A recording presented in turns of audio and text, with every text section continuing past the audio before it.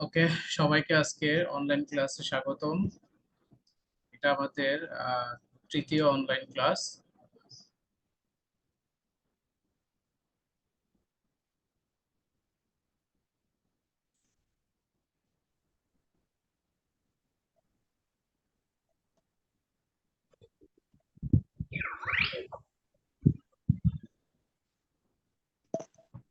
আশা করি সবাই ভালো আছো। আহ, আজকে আমরা ম্যানেজমেন্ট সেকেন্ড চ্যাপ্টার নিয়ে আমাদের ক্লাস হওয়ার কথা। আমরা সেটা নিয়ে কন্টিনিউ করব। তো সবাইকে আজকের ক্লাসে স্বাগত জানাচ্ছি।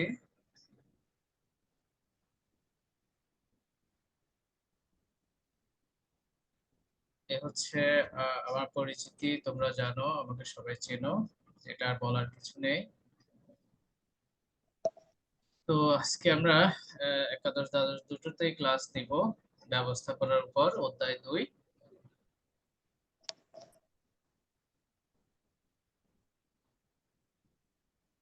ক্লাস শুরু হওয়ার আগে আমি তোমাদের দুইটা ছবি দেখাবো। তোমরা ছবিগুলো একটু মনোযোগ দিয়ে দেখবে।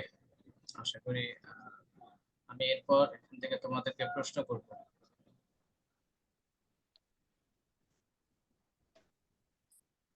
প্রথমে যে ছবিটা স্ক্রিনে দেখতে পাচ্ছ, এটা লিখাই আছে, এটা কার ছবি?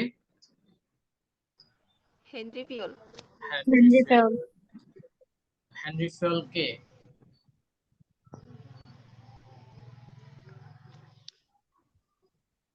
স্যার বুঝি নাই। হেনরি ফিল কে? আধুনিক ব্যবস্থাপনার জনক।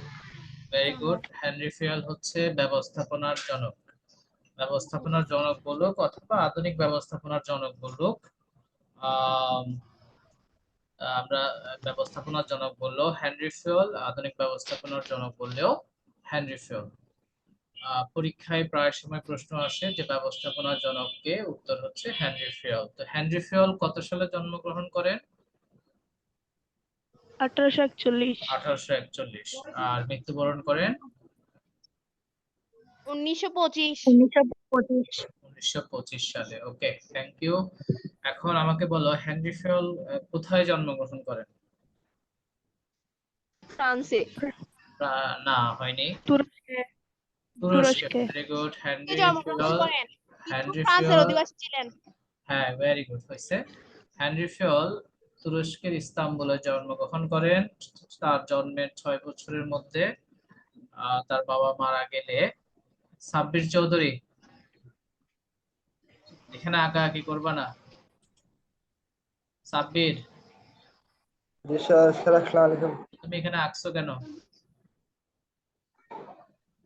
আঁকাআঁকি স্যার করা চেক যাবে করে না, গেছি। এগুলো এখানে রেকর্ড হয়ে যায়, ঠিক আছে? আঁকাআঁকি জি করলে স্যার। এগুলো রেকর্ড হয়ে যায়। আচ্ছা, যাই হোক, আহ হেনরি ফিওল তুরস্কে জন্মগ্রহণ করেন, তুরস্কের ইস্তাম্বুলে। আহ এরপর তার ছোটবেলায় তার বাবা মারা গেলে সে ফ্রান্সে চলে যায়। পরবর্তীতে ফ্রান্সে সে খনি প্রকৌশলী হিসেবে কাজ করে। এরপর সেখানে সে মারা যায় 1925 সালে। এই হচ্ছে হেনরি ফিওলের জীবনী। হেনরি ফিওল ম্যানেজমেন্টের ক্ষেত্রে একটা বিখ্যাত গ্রন্থ লিখেছিল, যার নাম কি? কে বলতে পারবে হেনরি ফিওলের বিখ্যাত গ্রন্থটির নাম কি?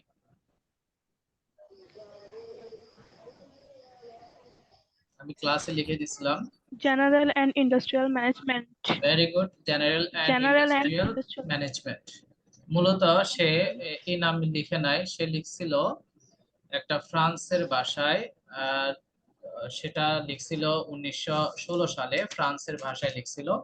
ফ্রান্সের ভাষায় বইটির নাম ছিল অ্যাডমিনিস্ট্রেশন ইন্ডাস্ট্রিয়ালে এট জেনারেল। অ্যাডমিনিস্ট্রেশন ইন্ডাস্ট্রিয়ালে এট জেনারেল, এটা ছিল ফ্রান্স ভাষায়।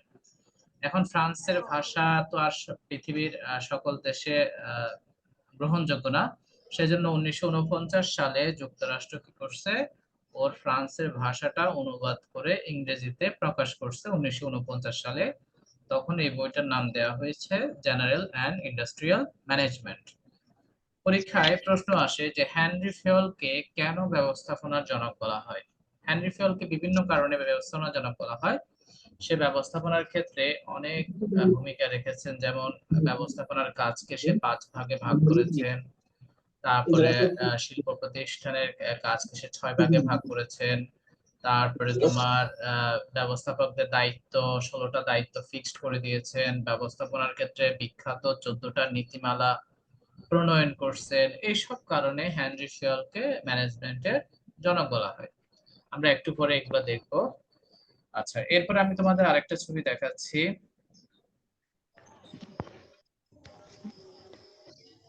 দেখো এটা কে?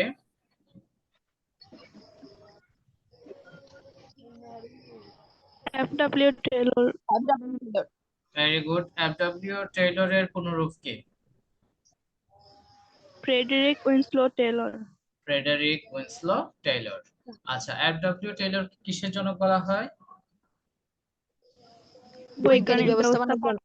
ভেরি গুড, বৈজ্ঞানিক ব্যবস্থাপনার জনক। আচ্ছা, বৈজ্ঞানিক ব্যবস্থাপনা আর সাধারণ ব্যবস্থাপনার মধ্যে পার্থক্য কি? সাধারণ ব্যবস্থাপনা হচ্ছে আমরা সনাতন ব্যবস্থাপনাকে বলি, যেটা প্রাচীন কাল থেকেই যুগ যুগ ধরে চলে আসছে, বা যেটার জনক আমরা হেনরি ফিওলকে বলতেছি। আর ব্যবস্থাপনার ক্ষেত্রে যখন বিভিন্ন বৈজ্ঞানিক নীতি, পদ্ধতি, কলা কৌশল ইত্যাদি প্রয়োগ করা হবে, তখন সেটাকে বৈজ্ঞানিক ব্যবস্থাপনা বলা হবে। তো তুমি একটু খেয়াল রাখবা, ব্যবস্থাপনার জনক বললে সেটা হচ্ছে হেনরি ফিওল, কিন্তু বৈজ্ঞানিক ব্যবস্থাপনার জনক বললে এফ.ডব্লিউ. টেইলর। ওকে, W. Taylor. এফ.ডব্লিউ. টেইলর সম্পর্কে একটু প্রাইমারি ব্রিফিং দিই। সেটা হচ্ছে এফ.ডব্লিউ. টেইলর সে জন্মগ্রহণ করছে কোন দেশে, কে বলতে পারবা? যুক্তরাষ্ট্রে, মার্কিন যুক্তরাষ্ট্রে। যুক্তরাষ্ট্র। ভেরি গুড, অর্থাৎ আমেরিকাতে সে জন্মগ্রহণ করছে। কত সালে জন্মগ্রহণ করছে? 1856। ভেরি গুড, 1856 সালে জন্মগ্রহণ করে। আর মৃত্যুবরণ করে কত সালে?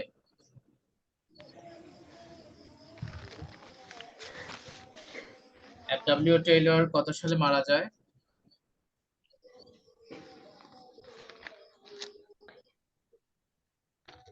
1925। 1900। হেনরি ফিওলে তো 1925-এ মারা গেছে। এফ.ডব্লিউ. টেইলর 1915 সালে মৃত্যুবরণ করেন। এফ.ডব্লিউ. টেইলর এগুলা খাতায় লিখে রাখবা।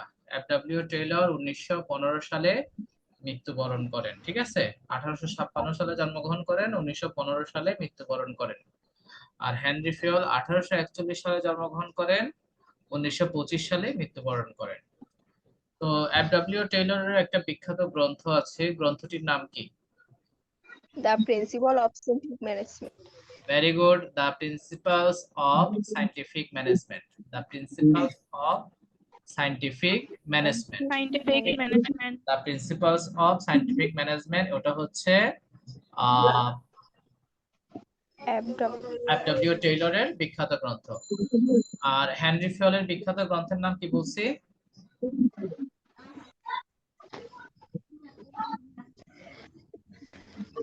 হেনরি ফিওলের বিখ্যাত গ্রন্থের নাম কি বলছি?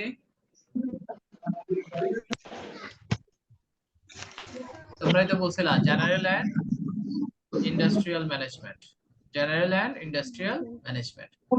তো যাক, এই দুইজন বিখ্যাত মনীষীর সম্পর্কে একটা প্রাইমারি ব্রিফিং দিচ্ছি এজন্যই, আমাদের আজকের যে চ্যাপ্টার, যে অধ্যায়টা, এই অধ্যায়টা এখানে একটা ছোট্ট ভিডিও আছে। ভিডিওটা এখানে আমি দেখানো যাবে না, আমি ক্লাসে দেখাবো। আমাদের যে আজকে চ্যাপ্টারটা, এই চ্যাপ্টারটাই হচ্ছে কি নিয়ে? ব্যবস্থাপনার নীতি। আর এই ব্যবস্থাপনার নীতি বা নিয়ম কানুন প্রণয়নে এই দুইজন মনীষীর অবদান সবচেয়ে বেশি ছিল।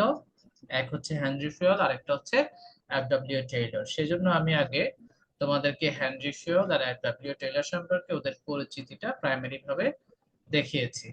তো আমাদের আজকের এই চ্যাপ্টার থেকে আমরা যে বিষয়গুলো আসলে শিখতে পারবো, তার মধ্যে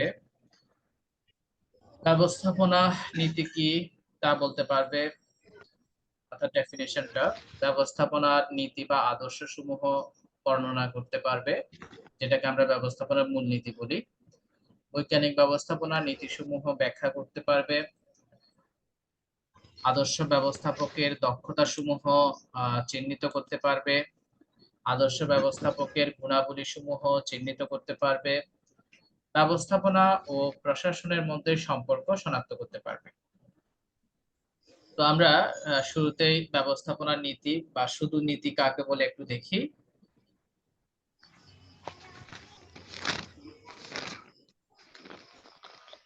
প্রথমে নীতি। নীতি হচ্ছে কোনো কার্য সম্পাদনের দীর্ঘ অনুশীলনের মধ্য দিয়ে সত্য বলে প্রতিষ্ঠিত কতিপয় সাধারণ নির্দেশিকা। অর্থাৎ কোনো কাজ করার জন্য যে সকল নির্দেশনা দেয়া থাকে, যে সকল রুলস থাকে, সেটাকে আমরা নীতি বলে থাকি। আর যখন তোমাকে বলা হবে ব্যবস্থাপনা নীতি কি, তখন তোমাকে লিখতে হবে ব্যবস্থাপনা নীতি হলো ব্যবস্থাপনা কার্য সম্পাদনের দীর্ঘ অনুশীলনের মধ্য দিয়ে সত্য বলে প্রতিষ্ঠিত কতিপয় সাধারণ নির্দেশিকা। তাহলে শুধু নীতি বললে উপরে ডেফিনিশনটা দিবা, আর যদি ব্যবস্থাপনা নীতি বলে তখন নিচে ডেফিনিশনটা উল্লেখ করবা। এবার আসি ব্যবস্থাপনা নীতি নিয়ে একটা বিখ্যাত মনীষীর একটা ডেফিনেশন আমি এখানে দিয়েছি। আমি প্রত্যেকটা ক্লাসে একটা ইংলিশ ডেফিনেশন দেওয়ার ট্রাই করি। এটা তোমরা এগুলা আমি যখন রেকর্ডেড ক্লাসটা দিব ওখান থেকে নোট করে নিবা, এগুলো সব বইতে পাওয়া যায় না। পরীক্ষায় যদি তোমরা এগুলো ইউজ করো, সামনে তোমাদের মূল্যায়ন পরীক্ষা নিব, টেস্ট পরীক্ষা নিব, তারপরে দ্বাদশ শ্রেণীর মডেল টেস্ট পরীক্ষা নিব, ওই পরীক্ষাগুলোতে আমি এগুলো দেখবো তোমরা এগুলা খাতায় অ্যাপ্লাই করতেছো কিনা। হ্যাঁ, according to Herbert G. Hicks, principles of management are the guiding rules of laws for managerial action. অর্থাৎ ব্যবস্থাপকীয় কার্যের জন্য যে ল গুলা, আইন বা রুলস গুলা, নিয়ম কানুন যেগুলা প্রণয়ন করা হয় সেগুলাই হচ্ছে ব্যবস্থাপনা নীতি। এবার আসি, আমরা দেখি ব্যবস্থাপনার নীতি বা আদর্শ কয়টি ও কি কি, যেগুলাকে আমরা ব্যবস্থাপনার মূলনীতি বলি। ব্যবস্থাপনার মূলনীতি কয়টি, কে বলতে পারবা? ব্যবস্থাপনার মূলনীতি কয়টি, দ্রুত বলো। 14টি। 14টি। Very good, thank you Sabbir Chowdhury. ব্যবস্থাপনার নীতি হচ্ছে 14টি। এখন আমরা দেখি এই 14টি নীতিমালা। এরপর আমি তোমাদেরকে একটু প্রত্যেকটা নীতিমালা একটু প্রাইমারি কনসেপ্ট দিব, এরপর তোমরা বই থেকে আরেকটু ডিটেলস পড়ে নিবা। প্রথম নীতিটাই হচ্ছে, এখানে একটু সিকোয়েন্স মেনটেন করলে ভালো, পরীক্ষায় ধারাবাহিকতাটা ঠিক রাখবা। 1 নম্বর হচ্ছে কার্য বিভাজনের নীতি, কর্তৃত্ব ও দায়িত্বের নীতি, কেন্দ্রীকরণ ও বিকেন্দ্রীকরণের নীতি, আদেশের ঐক্য নীতি, নির্দেশনার ঐক্য নীতি, সাধারণ স্বার্থে নিজস্ব স্বার্থ ত্যাগ, জোড়াময় শিকল নীতি, নিয়মানুবর্তিতার নীতি, শৃঙ্খলার নীতি, পারিশ্রমিকের নীতি, সাম্যের নীতি, চাকরির স্থায়িত্বের নীতি, উদ্যোগের নীতি, একতায় বল নীতি। টোটাল কয়টা? 14টা। টোটাল কয়টা? 14টা। তো আমি একটু করে প্রাইমারি ব্রিফ করে দিই এগুলো। কার্য বিভাজনের নীতি মানে কি? কাজ বিভাজন। প্রতিষ্ঠানের প্রয়োজনে সমগ্র কাজকে বিভিন্ন ভাগে ভাগ করে এক একটা কাজ এক একজনকে বুঝিয়ে দেওয়াটাই হচ্ছে কার্য বিভাজনের নীতি। সহজভাবে প্রতিষ্ঠানের সমগ্র কাজকে বিভিন্ন ভাগে ভাগ করে যে যে কাজে পারদর্শী তাকে ওই কাজটা বুঝিয়ে দেওয়ার নীতিটাকেই বলা হচ্ছে কার্য বিভাজনের নীতি। কর্তৃত্ব ও দায়িত্ব নীতি। কর্তৃত্ব কি আর দায়িত্ব কি? কর্তৃত্ব হচ্ছে কাউকে আদেশ দানের অধিকার, আর দায়িত্ব হচ্ছে দায়বদ্ধতা বা জবাবদিহিতা। যাকে কোনো একটা কাজের কর্তৃত্ব দেওয়া হবে তাকে ওই কাজের দায়িত্ব দিতে হবে। অর্থাৎ কর্তৃত্ব এবং দায়িত্বের মধ্যে একটা ভারসাম্য থাকতে হবে। যদি কর্তৃত্বের চেয়ে দায়িত্ব বেশি হয়ে যায় সে পারবে না, আবার দায়িত্বের চেয়ে যদি কর্তৃত্ব বেশি হয়ে যায় তখন সে স্বেচ্ছাচারী হয়ে যাবে। এজন্য যাকে ক্ষমতা দেওয়া হবে তাকে সেই ক্ষমতাটা পালন করার মতো দায়িত্ব বা জবাবদিহিতাও তৈরি করতে হবে। এরপর আসি 3 নাম্বার, কেন্দ্রীকরণ আর বিকেন্দ্রীকরণের নীতি। এটা খুবই ইম্পর্টেন্ট। কেন্দ্রীকরণ হচ্ছে যখন একটি প্রতিষ্ঠানের সকল সিদ্ধান্ত উচ্চ স্তর থেকে নেওয়া হবে, যেখানে অধস্তনদের সিদ্ধান্ত গ্রহণের ক্ষেত্রে কোনো ভূমিকা থাকবে না, সেটাকে বলা হবে কেন্দ্রীকরণ, অর্থাৎ সকল সিদ্ধান্ত কেন্দ্র থেকে নেওয়া হয়, যেটাকে সেন্ট্রালাইজেশন বলে ইংলিশে। আর বিকেন্দ্রীকরণ হচ্ছে এর বিপরীত। সিদ্ধান্ত গ্রহণের ক্ষেত্রে যখন কিছু কিছু সিদ্ধান্ত অধস্তনদের হাতে ছেড়ে দেওয়া হয়, তখন সেটাকে বলা হবে বিকেন্দ্রীকরণ। তাহলে কেন্দ্রীকরণ হচ্ছে সকল সিদ্ধান্ত উচ্চ স্তরে নেওয়া হবে, যেখানে অধস্তনরা কোনো পার্টিসিপেট করতে পারবে না। আর বিকেন্দ্রীকরণ হচ্ছে কিছু সিদ্ধান্ত অধস্তনদের হাতে ছেড়ে দেওয়া হবে, সেটাই হচ্ছে বিকেন্দ্রীকরণ। আদেশের ঐক্যনীতি মোস্ট ইম্পর্টেন্ট। একজন কর্মীর আদেশদাতা হবেন শুধুমাত্র একজন ঊর্ধ্বতন। কখনোই একজন কর্মীকে একাধিক ঊর্ধ্বতন ব্যক্তি আদেশ দিতে পারবেন না। একই কাজের জন্য যদি একাধিক মালিক এক এক রকম আদেশ করেন, তখন ওই কর্মী ওই কাজটা সঠিকভাবে পালন করতে পারে না। যার কারণে বলা হচ্ছে একজন কর্মীর আদেশদাতা হবেন শুধুমাত্র একজন ব্যক্তি। এটাকে বলা হয় আদেশের ঐক্যনীতি। আর নির্দেশনার ঐক্যনীতি হচ্ছে কর্মীদেরকে দিয়ে কাজ করিয়ে নেওয়ার জন্য বিভিন্ন আদেশ, উপদেশ, নির্দেশ, পরামর্শ ইত্যাদি প্রদান করাই হচ্ছে নির্দেশনার ঐক্যনীতি। সাধারণ স্বার্থে নিজস্ব স্বার্থ ত্যাগ। এখানে সাধারণ স্বার্থ বলতে কি বোঝায়? সাধারণ স্বার্থ মানে হচ্ছে প্রাতিষ্ঠানিক স্বার্থ, প্রতিষ্ঠানের স্বার্থ। তুমি যে প্রতিষ্ঠানে চাকরি করতেছ ওই প্রতিষ্ঠানের স্বার্থকে বলা হচ্ছে সাধারণ স্বার্থ। আর নিজস্ব স্বার্থ মানে ব্যক্তি স্বার্থ, তোমার নিজের স্বার্থ। সব সময় মাথায় রাখতে হবে প্রতিষ্ঠানে চাকরি করার ক্ষেত্রে নিজস্ব স্বার্থটা অর্থাৎ নিজের পার্সোনাল স্বার্থ বাদ দিয়ে সব সময় প্রত্যেকটা কাজে প্রতিষ্ঠানের স্বার্থকে বড় করে দেখা। কারণ প্রতিষ্ঠান টিকে থাকলে তুমি টিকে থাকবা, আর প্রতিষ্ঠান টিকে না থাকলে তুমি টিকে থাকবা না। প্রতিষ্ঠান উন্নতি করলে তোমার উন্নতি হবে, প্রতিষ্ঠান যদি অবনতি হয় তোমার নিজেরও ডিমোশন হবে। এজন্য প্রত্যেকটা সেক্টরে, তুমি যে সেক্টরে ভবিষ্যতে জব করো না কেন, যে কোনো কাজে তুমি আগে নিজের স্বার্থটা না দেখে তোমার প্রতিষ্ঠানের স্বার্থটা দেখবা। যেমন আমি চাইলে তোমাদের এখন বর্তমানে যে অনলাইন ক্লাস হচ্ছে এটা আমরা কন্টিনিউ নাও করতে পারতাম। হ্যাঁ, বিভিন্ন অজুহাত দেখিয়ে, অসুস্থতা অথবা পার্সোনাল রিজন দেখিয়ে আমি হয়তো ক্লাসটা নিলাম না। তাহলে আমি আমার পার্সোনাল স্বার্থে, মানে আমি তো ক্লাস না নিলে একটু আরামে রিল্যাক্সে থাকতে পারতাম। হ্যাঁ, এই সময়টা আমি অন্য কাজে ইউজ করতে পারতাম।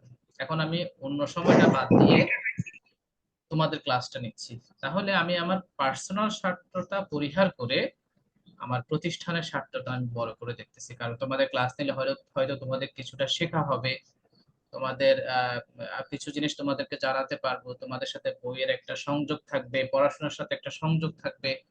তোমরা ভালো রেজাল্ট করলে প্রতিষ্ঠানের সুনাম বৃদ্ধি পাবে, আর প্রতিষ্ঠানের সুনাম বৃদ্ধি পেলে আমাদের নিজেদের সুনাম বৃদ্ধি পাবে। এটাকে বলা হচ্ছে সাধারণ স্বার্থে নিজস্ব স্বার্থ ত্যাগ করা। এরপর আসো জোড়াময় শিকল নীতি। শিকল তোমরা চিনো, শিকল দেখেছো।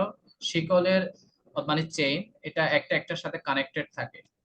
তো ঠিক তেমনি একটা প্রতিষ্ঠানের উচ্চ স্তর থেকে একেবারে নিম্ন স্তর পর্যন্ত যে সকল কর্মকর্তা কর্মচারী বিভিন্ন বিভাগ উপবিভাগে কর্মরত থাকে, তারা প্রত্যেকে একে অন্যের সাথে সংযুক্ত থাকে। এই সংযুক্ত থাকাটাকেই বলা হচ্ছে জোড়াময় শিকল নীতি। অর্থাৎ শিকলের মতো উপর থেকে নিচ পর্যন্ত সবাই সবার সাথে কানেক্টেড থাকে। নিয়মানুবর্তিতার নীতি। নিয়মানুবর্তিতার নীতি হচ্ছে প্রত্যেকটা প্রতিষ্ঠানে পরিচালনার ক্ষেত্রে কিছু নিয়ম কানুন থাকে। এই নিয়ম কানুনের প্রতি সবাইকে শ্রদ্ধা করতে হবে, রেসপেক্ট করতে হবে। সবাই যদি প্রতিষ্ঠানের নিয়মগুলো মেনে চলে, তাহলে প্রতিষ্ঠান সুন্দরভাবে তার কাজ পরিচালনা করতে পারে। যেমন তোমাদের কলেজ টাইম এখন 9টায়, হ্যাঁ, তো তোমাদেরকে জাস্ট 9টার মধ্যে কলেজে আসতে হবে। তোমাদের একটা 30-এ ছুটি হবে, একটা 30-এ তোমরা যাবা। এই যে ডিসিপ্লিনটা মেনটেন করা, এটাই হচ্ছে নিয়মানুবর্তিতার নীতি। এরপর শৃঙ্খলার নীতি। শৃঙ্খলার নীতি হচ্ছে সঠিক ব্যক্তিকে সঠিক স্থানে, যোগ্য ব্যক্তিকে যোগ্য স্থানে এবং সঠিক বস্তুকে সঠিক স্থানে স্থাপন করাটাই হচ্ছে শৃঙ্খলার নীতি। যোগ্য ব্যক্তিকে যোগ্য স্থানে আর সঠিক বস্তুকে সঠিক স্থানে স্থাপন করার নীতিকে বলা হয় শৃঙ্খলার নীতি। পারিশ্রমিকের নীতি হচ্ছে তুমি যে অনেকগুলো এমপ্লয়ি নিয়ে কাজ করবা, তোমার প্রতিষ্ঠানে যে অনেকেই কাজ করবে, তারা তো এমনি এমনি কাজ করবে না, তাদের একটা বেতন ভাতা সুযোগ সুবিধা ইত্যাদি দিতে হবে। এই যে বেতন মজুরি ইত্যাদি নির্ধারণ করাই হচ্ছে পারিশ্রমিকের নীতি, অর্থাৎ এগুলো যেন ন্যায্য বেতন ভাতা হয়, অর্থাৎ তারা যা এক্সপেকটেশন করতেছিল তারা যতটুকু দিলে তারা স্যাটিসফাইড থাকে, যেমন ন্যায্য হয়, ওটাই হচ্ছে পারিশ্রমিকের নীতি। সাম্যের নীতি হচ্ছে অধস্তন সকল কর্মীদের প্রতি সমান আচরণ প্রদর্শনের নীতিকে বলা হয় সাম্যের নীতি। তুমি কাউকে খুব বেশি স্নেহ করতেছো, আবার কারোর সাথে খুব বাজে বিহেভ করতেছো, এটা হবে না। অ্যাজ এ ম্যানেজার হিসেবে তোমাকে সকল কর্মীর প্রতি সমান আচরণ প্রদর্শন করতে হবে, সবাইকে স্নেহ করতে হবে, সবাইকে সমান দৃষ্টিতে দেখতে হবে, এটাকে বলা হয় সাম্যের নীতি। চাকুরির স্থায়িত্বের নীতি। চাকুরির স্থায়িত্ব মানে হচ্ছে তুমি যখন সরকারি চাকরিতে জয়েন করবা, তুমি মনে করো বিসিএস ক্যাডার হলা, বিসিএস ক্যাডার হলে তোমার যোগদানের সাথে সাথে তোমার চাকরিটা স্থায়ী না, তুমি অস্থায়ী ভিত্তিতে চাকরিতে জয়েন করবা। তোমার চাকরি স্থায়ী হবে যোগদানের তারিখ হতে 2 বছরের মধ্যে, এবং স্থায়ীকরণের কিছু শর্ত আছে, শর্তগুলো তোমাকে সাকসেসফুলি ফুলফিল করতে হবে। অর্থাৎ এই 2 বছরের মধ্যে তোমাকে একটু ট্রেনিং নিতে হবে, এই 2 বছরের মধ্যে তোমার পারফরমেন্স ভালো দেখাতে হবে, হ্যাঁ, এই 2 বছরের মধ্যে তোমার প্রতি তোমার ঊর্ধ্বতন সন্তোষজনক বা সন্তুষ্ট থাকতে হবে, ইত্যাদি বিষয় দেখে তারপর 2 বছর পর তোমার চাকরি স্থায়ীকরণ করা হবে। যেসব কর্মীর চাকরি স্থায়ী নয়, তারা সবসময় একটা মানসিক টেনশনে থাকে, যে কোনো মুহূর্তে তাদের চাকরি চলে যেতে পারে, কারণ অস্থায়ীভাবে, যখন তুমি অস্থায়ীভাবে থাকবা, কর্তৃপক্ষ চাইলে তোমাকে চাকরি থেকে বরখাস্ত করে দিতে পারবে বিভিন্ন কারণ দেখিয়ে। কিন্তু যখন তোমার চাকরি স্থায়ী হয়ে যাবে, তখন আর সেটা সহজে পারবে না। এজন্য সবাই চায় চাকরি স্থায়ী করার জন্য। এরপর উদ্যোগের নীতি। উদ্যোগ হচ্ছে আহ, নিজের আইডিয়া থেকে নতুন নতুন কোনো কিছু করা, নিজস্ব ক্রিয়েটিভিটি দিয়ে সৃজনশীলতা দিয়ে আরো কিভাবে ম্যানেজমেন্টের কাজগুলোকে সুন্দরভাবে করা যায়, কিভাবে প্রতিষ্ঠানকে আরো ভালোভাবে সামনের দিকে এগিয়ে নিয়ে যাওয়া যায়, এগুলোকে বলা হয় উদ্যোগের নীতি। আর একতাই বল নীতি তোমরা জানো, সবাই মিলেমিশে একসাথে কাজ করার নীতিটাই হচ্ছে একতাই বল নীতি। প্রতিষ্ঠানের লক্ষ্যকে সামনে রেখে প্রত্যেকটা বিভাগ উপবিভাগ প্রত্যেক কর্মী একসাথে মিলেমিশে কাজ করার নীতিটাই হচ্ছে একতাই বল নীতি। আশা করি তোমরা ব্যবস্থাপনার নীতিটা বুঝতে পেরেছো। কারো কোনো প্রশ্ন আছে এখানে? না sir. Okay Russell, thank you. আমরা তাহলে আমাদের পরবর্তী পেজে যাই। এখানে তোমাদের একটা প্রশ্ন দেওয়া হয়েছে যে অধিক মাত্রায় কেন্দ্রীকরণ কাজের গতিশীলতা কমায় কেন। এই প্রশ্নটা তোমরা শিখে খাতায় লিখে রাখবা, আমি ক্লাসে যখন দেখা হবে ইনশাল্লাহ আমি চেক করব সবার থেকে। অধিক মাত্রায় কেন্দ্রীকরণ কাজের গতিশীলতা কমায় কেন, আনসারটা খাতায় লিখে রাখবো, আমি ক্লাসে চেক করব। এবারে আসি আমরা পরবর্তী টপিকস, যে আমাদের বৈজ্ঞানিক ব্যবস্থাপনার নীতি। বৈজ্ঞানিক ব্যবস্থাপনার নীতি হচ্ছে 4টি। এখানে অনেকে ভুল করে, শুধু ব্যবস্থাপনার নীতি বলছে 14টি, কিন্তু বৈজ্ঞানিক ব্যবস্থাপনার নীতি হচ্ছে মাত্র কয়টি? 4টি। 4টি। আমি আগে নীতিগুলো একটু দেখাই।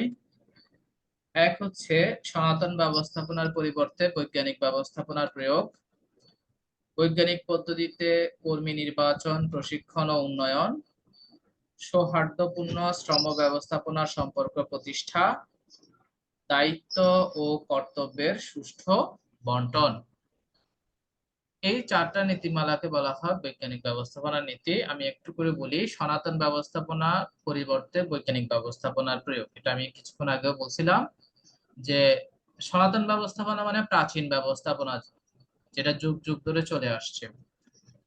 ওই ব্যবস্থাপনার ক্ষেত্রে যখন বিজ্ঞান ভিত্তিক নিয়ম নীতি কলা কৌশল প্রয়োগ করা হবে, তখন সেটাকে বলা হবে বৈজ্ঞানিক ব্যবস্থাপনা। যেমন আগে কর্মীদের কাছ থেকে অ্যাটেন্ডেন্স নেওয়া হতো রেজিস্টার খাতায় সিগনেচারের মাধ্যমে। যেমন আমাদের কলেজে আগে আমরা উপস্থিতি, আমরা হাজিরা খাতা একটা আছে আমাদের, আমরা টিচাররা ওখানে গিয়ে সিগনেচার করতাম। এখন তোমরা জানো আমাদের ফিঙ্গারপ্রিন্ট ইউজ করা হচ্ছে, তোমাদের জন্য ফিঙ্গারপ্রিন্ট দেওয়া হয়েছে, মেশিন দেওয়া হয়েছে। এই যে এটা যে আগে ছিল একটা সনাতন পদ্ধতি যেখানে রেজিস্টার খাতা মেনটেন করা হতো, এখন হচ্ছে স্মার্ট ডিজিটাল প্রযুক্তি যেখানে স্মার্ট ডিভাইসের মাধ্যমে আমরা ফিঙ্গারপ্রিন্টের মাধ্যমে অ্যাটেন্ডেন্স নিচ্ছি। এটাকে বলা হয় সনাতনের জায়গায় বৈজ্ঞানিক প্রয়োগ। একইভাবে 2 নাম্বার হচ্ছে বৈজ্ঞানিক পদ্ধতিতে কর্মী নির্বাচন, প্রশিক্ষণ ও উন্নয়ন।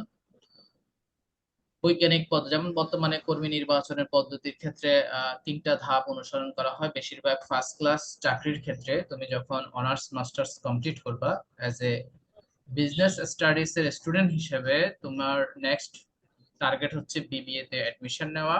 বিবিএ কমপ্লিট করার পর তুমি যখন বাংলাদেশের বিভিন্ন প্রতিযোগিতামূলক চাকরির পরীক্ষাতে অ্যাটেন্ড করবা, বিসিএস হোক, বিভিন্ন গভর্নমেন্ট ব্যাংক জব হোক বা প্রাইভেট ব্যাংক জব হোক বা বিভিন্ন মন্ত্রণালয়ের, বেশিরভাগ ফার্স্ট ক্লাস চাকরির ক্ষেত্রে যে বাছাই প্রক্রিয়া, নির্বাচন প্রক্রিয়া, সেখানে 3টা ধাপ অনুসরণ করা হয়। প্রথমে প্রিলিমিনারি পরীক্ষা এমসিকিউ টেস্ট, এরপরে রিটেন এক্সাম, এরপরে ভাইভা এক্সাম।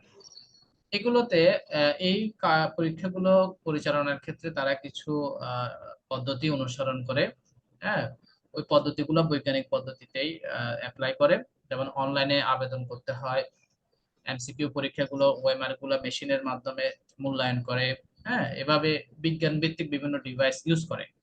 এরপর নির্বাচিত প্রার্থীদেরকে প্রশিক্ষণ দেওয়া হয়। প্রশিক্ষণেরও অনেকগুলো পদ্ধতি আছে, একটা কাজের মাধ্যমে প্রশিক্ষণ, একটা কাজের বাইরে প্রশিক্ষণ। আমি যখন প্রশিক্ষণের পদ্ধতি করাবো ওখানে দেখাবো। এরপরে প্রশিক্ষণের মাধ্যমে তোমার ডেভেলপমেন্ট হবে, উন্নয়ন হবে। 3 নাম্বার সৌহার্দ্যপূর্ণ শ্রম ব্যবস্থাপনার সম্পর্ক প্রতিষ্ঠা। সৌহার্দ্যপূর্ণ মানে উত্তম সম্পর্ক। উত্তম সম্পর্ক মানে কি? উত্তম সম্পর্ক হচ্ছে শ্রম ব্যবস্থাপনা। ব্যবস্থাপনা মানে হচ্ছে উচ্চ স্তরের ব্যক্তিবর্গ, আর শ্রম মানে নিচের স্তরের ব্যক্তিবর্গ। উচ্চ স্তরের ব্যবস্থাপকদের সাথে নিম্ন স্তরের ব্যবস্থাপকদের মধ্যে একটা উত্তম সম্পর্ক থাকতে হবে। উচ্চ স্তরের ব্যবস্থাপকরা যদি সবসময় নিচের স্তরের ব্যবস্থাপকদেরকে প্রেসার দেয়, কাজের জন্য চাপ প্রয়োগ করে, এবং তাদের সাথে যদি ভালো আচরণ না করে, তাহলে কখনোই প্রতিষ্ঠানে লক্ষ্য অর্জন করা যাবে না। তাই প্রত্যেকটা স্তরে একটা সুসম্পর্ক বজায় রাখতে হবে। এটা হচ্ছে 3 নাম্বার নীতিমালা। 4 নাম্বার হচ্ছে দায়িত্ব ও কর্তব্যের সুষ্ঠু বন্টন। অর্থাৎ যাকে যে দায়িত্ব, যে কর্তব্য দেওয়া হবে, সে দায়িত্বটা পালন করার মতো তাকে জবাবদিহিতাও করতে হবে। যে যে কাজে পারদর্শী তাকে ওই কাজটাই দিতে হবে। এটাই হচ্ছে দায়িত্ব ও কর্তব্যের সুষ্ঠু বন্টন। আশা করি তোমরা বৈজ্ঞানিক ব্যবস্থাপনার নীতি যে 4টা নীতিমালা এটা বুঝতে পেরেছো। আরো কোনো প্রশ্ন আছে এখানে? না স্যার। ওকে, এবারে দেখি আদর্শ ব্যবস্থাপকের দক্ষতা। একজন আদর্শ ব্যবস্থাপকের এখানে কিছু দক্ষতা দেওয়া আছে। এক হচ্ছে কারিগরি দক্ষতা, মানবীয় দক্ষতা, ধারণাগত দক্ষতা, সমস্যা অনুধাবনের দক্ষতা। আমি একটু করে ব্রিফ করে দিই। কারিগরি দক্ষতা মানে হচ্ছে যন্ত্রপাতি পরিচালনা করার দক্ষতা। তোমার কোম্পানিতে তুমি একজন কম্পিউটার অপারেটর নিয়োগ দিবা। এখন যাকে কম্পিউটার অপারেটর নিয়োগ দিচ্ছ, সে যদি কম্পিউটার চালাতেই না পারে, কম্পিউটারের কাজই না পারে, তাহলে বুঝতে হবে তার কারিগরি দক্ষতা নেই। এছাড়াও মনে করো একজন ডাক্তার, তার ডাক্তারি কার্যক্রম পরিচালনা করার জন্য অবশ্যই তার কি থাকতে হবে? রোগ নির্ণয়ের দক্ষতা থাকতে হবে। একজন উকিলের তার ওকালতি আইন সংক্রান্ত দক্ষতা থাকতে হবে। যে যে পেশায় আছে সেই পেশাটা সঠিকভাবে পরিচালনা করার জন্য যে স্কিলটা দরকার, সেটাকে বলা হচ্ছে কারিগরি দক্ষতা। মানবীয় দক্ষতা হচ্ছে মানুষের সাথে মেশার দক্ষতা, মানুষকে অনুপ্রাণিত করার, উৎসাহিত করার দক্ষতাকে বলা হচ্ছে মানবীয় দক্ষতা। যেহেতু তুমি একজন ম্যানেজার, একজন ম্যানেজারের কাজই হচ্ছে তার অধীনস্থ মানুষদেরকে নিয়ে কাজ করা। এখন তুমি যদি তোমার অধীনস্থ কর্মচারীদের সাথে না মিশো, তাদেরকে যদি কাজে উদ্বুদ্ধ করতে না পারো, তাহলে তোমার প্রতিষ্ঠান সামনের দিকে এগিয়ে যাবে না। ধারণাগত দক্ষতা, ধারণা মানে হচ্ছে ভবিষ্যৎ সম্পর্কে অনুমান করার দক্ষতা। ভবিষ্যতে কি হতে পারে? হ্যাঁ, ভবিষ্যৎ সর্বদা অনিশ্চিত। এখন যে ম্যানেজার ভবিষ্যৎ সম্পর্কে বেশি আইডিয়া করতে পারবে তার প্রতিষ্ঠান তত বেশি সাকসেসফুল হবে। এরপর সমস্যা অনুধাবনের দক্ষতা। প্রত্যেকটা অর্গানাইজেশনে টুকটাক কিছু সমস্যা থাকবে। এই সমস্যাটা যত দ্রুত শনাক্ত করা যাবে তত দ্রুত সলিউশন করা যাবে। তাহলে যে ম্যানেজার যত দ্রুত সমস্যা শনাক্ত করতে পারে সে একজন আদর্শ ম্যানেজার। যেমন একজন ডাক্তারের কাছে আমরা যাই, বিভিন্ন রোগের সমস্যা নিয়ে যাই, অনেক সময় ডাক্তাররা বুঝতে পারে না যে কোন রোগটা হয়েছে, তার জন্য আমাদেরকে বিভিন্ন টেস্ট দেয়। ওই টেস্ট রিপোর্ট দেখে তারা বুঝতে পারে যে রোগটা কি হয়েছে। রোগ যত দ্রুত সমাধান ধরতে পারবে, শনাক্ত করতে পারবে, তত দ্রুত ট্রিটমেন্টটা শুরু করা যাবে। ঠিক তেমনি একটা অর্গানাইজেশনে যখন কোনো সমস্যার সৃষ্টি হয়, কি কারণে সমস্যাটা হয়েছে সেটা যত দ্রুত শনাক্ত করা যাবে, সেটার সমাধানও তত দ্রুত করা যাবে। তাহলে একজন আদর্শ ব্যবস্থাপকের এই 4টি দক্ষতা থাকা অত্যাবশ্যক। আশা করি বুঝতে পেরেছ। এখানে একটা প্রশ্ন দেওয়া হয়েছে, এই প্রশ্নটা তোমরা উত্তরটা খাতায় লিখে নিবা, আমি তোমাদের পরে চেক করে নিব যে কারিগরি দক্ষতা একজন ব্যবস্থাপকের জন্য গুরুত্বপূর্ণ কেন। আমি এটা চেক করব পরে। আসো আমাদের সর্বশেষ বিষয়, আদর্শ ব্যবস্থাপকের কি কি গুণাবলী থাকতে হবে। এখানে কিছু গুণের কথা দেওয়া আছে, এগুলো সহজ। সাধারণ শিক্ষা, অভিজ্ঞতা, শারীরিক সামর্থ্য, মানসিক সামর্থ্য, আন্তরিকতা, যোগাযোগ দক্ষতা, অনুপ্রাণিত করার ক্ষমতা, প্রজ্ঞা বা দূরদর্শী, তীক্ষ্ণ বুদ্ধিমত্তা, সাহসিকতা, মোহনীয় ব্যক্তিত্ব, ঝুঁকি গ্রহণ। এখানে বলো কোন পয়েন্টটা বুঝে দিতে হবে।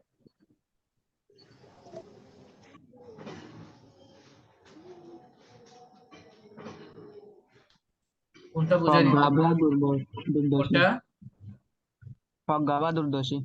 ওই যে একটু আগে যেটা বলছি, ভবিষ্যৎ সম্পর্কে অনুমান করার দক্ষতাই হচ্ছে দূরদর্শিতা বা প্রজ্ঞা বা ধারণাগত দক্ষতা। যেটা যে তুমি ভবিষ্যৎ সম্পর্কে যত বেশি দূরদর্শী হবা, যত বেশি আইডিয়া করতে পারবা, তোমার প্রতিষ্ঠান তত বেশি বেনিফিটেড হবে। যেমন মনে করো তুমি কোনো কারণে একটা নিউজ জানলা, তুমি মনে করো চাউলের ব্যবসায়ী, তুমি জানলা যে আগামী সপ্তাহে চাউলের দাম বৃদ্ধি পাবে। যে কোনো কারণে যে কোনো ভাবে তুমি এই খবরটা পেয়েছো যে যে আগামী সপ্তাহে, বর্তমানে এই সপ্তাহে চাউলের দাম যা আছে আগামী সপ্তাহে তার চেয়ে আরো বাড়বে। তো তুমি কি করলা, ওটা নিউজটা জেনে, মানে এই আইডিয়া থেকে তুমি এই সপ্তাহে স্টক করে নিলে আরো বেশি চাউল। কেন স্টক করছো? যেহেতু তুমি আগামী সপ্তাহে আরো অধিক দামে কি করতে পারবা, বিক্রি করতে পারবা। তাহলে এই যে ভবিষ্যৎ সম্পর্কে তুমি একটা ধারণা পেলা যে সামনে দাম বাড়বে তোমার প্রোডাক্টের, সেজন্য তুমি এখন থেকে স্টক করলা বা আরো বেশি বেশি উৎপাদন করলা। এটা হচ্ছে তোমার দূরদর্শিতা, যে তুমি বুঝতে পারছো যে ভবিষ্যতে তোমার পণ্যের দাম বাড়বে, সেজন্য তুমি এখন থেকে পণ্যটা বেশি পরিমাণে উৎপাদন করছো বা স্টক করছো। আর যদি আবার এর উল্টোও হতে পারে যে তুমি মনে করছিলে যে তোমার পণ্যের দাম বাড়বে, সেজন্য তুমি বেশি পরিমাণে উৎপাদন করছো বা বেশি পরিমাণে স্টক করছো, কোনো কারণে দাম উল্টো কমে গেছে, তাহলে তোমার ওটা লস হয়ে গেছে, তার মানে তুমি দূরদর্শী না, তোমার আইডিয়া ঠিক না, এরকমও হতে পারে। তাহলে আদর্শ ব্যবস্থাপক ওকেই বলবো যার আইডিয়ার সাথে বাস্তবতার মিলবে। সে আইডিয়া করছিল এই ঘটনাটা ঘটবে, আসলেই ঘটছে, ওকেই বলবো যে আমরা আদর্শ ব্যবস্থাপক। আর কোনো পয়েন্ট? স্যার, মোহনীয় ব্যক্তিত্ব। হ্যাঁ, কাউকে আকৃষ্ট করার যে ক্ষমতা। প্রত্যেকটা মানুষের নিজস্ব কিছু গুণাবলী থাকে, যে যার কারণে তার অধীনস্থরা তার প্রতি ইমপ্রেসড হয়, তার প্রতি স্যাটিসফাইড থাকে। যেমন অনেকেই আছে, অনেকে কথা বলার স্টাইল সুন্দর, অনেকের লুকিংটা সুন্দর, চেহারা সুন্দর, অনেকের ভয়েসটা সুন্দর, অনেকের হাঁটা চলা মানে চলার স্টাইলটা সুন্দর। এই যে নিজের ব্যক্তিগত কিছু স্টাইলের কারণে অন্যরা তাকে পছন্দ করতেছে, এটাই হচ্ছে মোহনীয় ব্যক্তিত্ব। যে তোমার একটা পার্সোনাল গুণের কারণে তোমাকে অন্য এমপ্লয়িরা তোমাকে পছন্দ করতেছে মানে তোমার প্রতি ওরা স্যাটিসফাইড। তুমি যাই অর্ডার করতেছো তাই তারা বাস্তবায়ন করতেছে, সেটাই তারা শুনতেছে। তোমাকে যেহেতু তারা পছন্দ করে, সেজন্য তুমি যে নির্দেশে দিচ্ছ তারা সেটা পালন করতেছে। এটাই হচ্ছে মোহনীয় ব্যক্তিত্ব।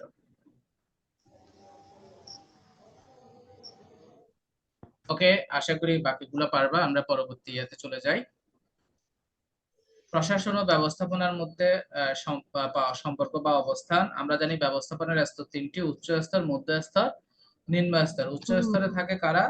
চেয়ারম্যান, পরিচালনা পর্ষদ, ব্যবস্থাপনা পরিচালক, মহাব্যবস্থাপক। মধ্য স্তরে থাকে বিভাগীয় ব্যবস্থাপক, সহকারী ব্যবস্থাপক, এরিয়া ম্যানেজার।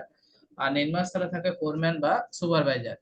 তো এখানে এই তিনটা স্তরের মধ্যে কোনটা প্রশাসন আর কোনটা ম্যানেজমেন্ট? হ্যাঁ, প্রশাসন হচ্ছে, সবসময় মনে রাখবা, প্রশাসন হচ্ছে উচ্চ স্তর। উচ্চ স্তরের লোকজনকে মনে হয় প্রশাসক, উচ্চ স্তরের লোকজনকে প্রশাসক বলা হয়। আর ব্যবস্থাপনা হচ্ছে মধ্য স্তর আর নিম্ন স্তরে যারা অবস্থাপন করে তাদেরকে বলা হয় ব্যবস্থাপক। প্রশাসনকে সংগঠনের মস্তিষ্কের সাথে তুলনা করা হয়, কারণ প্রশাসন থাকে একদম উপরে। আমাদের মস্তিষ্ক যেরকম উপরে, ঠিক তেমনি প্রশাসনের লোকজনও থাকে উপরে। আর ব্যবস্থাপনা হচ্ছে মধ্য স্তর এবং নিম্ন স্তরে যারা আছে তারা। তো এই প্রশ্নটাও তোমরা খাতায় লিখে রাখবা যে ব্যবস্থাপনায় প্রশাসনে মস্তিষ্কের সাথে তুলনা কেন। আমি রেকর্ডেড ভিডিও দিব, ওখান থেকে দেখে প্রশ্নগুলো খাতায় লিখে নিবা। এখন আসো, আজকে আমরা যে বিষয় নিয়ে আলোচনা করছি এগুলোই তো, নাকি কোনোটা কি মিসিং গেছে? না স্যার। ওকে, এখন তোমাদের আজকে আলোচনা নিয়ে কোনো প্রশ্ন আছে?